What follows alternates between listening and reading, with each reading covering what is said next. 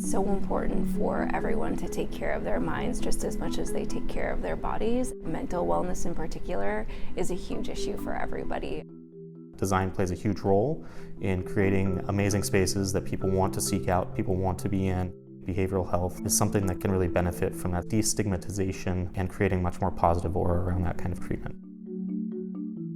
At UCSF's Child, Teen, and Family Center and Department of Psychiatry building, there's a particular hope for innovation and discovery and new treatments that come from looking across the full spectrum of ages. The project also is an interesting combination of neuroscience and psychiatry. I see a lot of promise and hope in this mashup.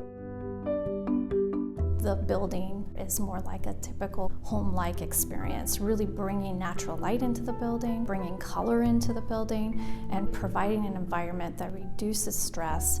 Beautifully designed light shades sit at the top of the atrium and try and both meet building performance to make people comfortable, but also create this sort of lyrical story that relates to the surface of the bay.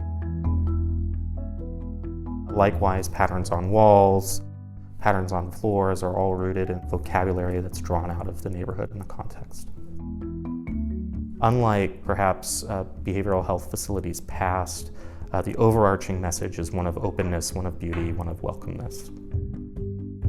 In addition to UCSF, we've also worked on a behavioral health project for Swedish on their Ballard campus. We tried really hard to not make it feel like a typical behavioral health unit. It's not about time in the beds. It's about getting people out into the group spaces and into the activity rooms and getting them to acclimate to everyday life. We spent a lot of time focusing on the furniture with the user group, and they had witnessed from years of watching how patients interacted with spaces and with furniture. People wouldn't come out there if it wasn't comfortable. We wanted the daylight to change and the colors to change so that they would get into more of the normal rhythm of a typical day. I hope that with this project people can see that it can be safe and still be beautiful and still provide staff and patients the environment that they need. It doesn't have to be a prison, and you don't have to feel like you're trapped. Just like any other piece of your being, your mind needs care and it needs attention.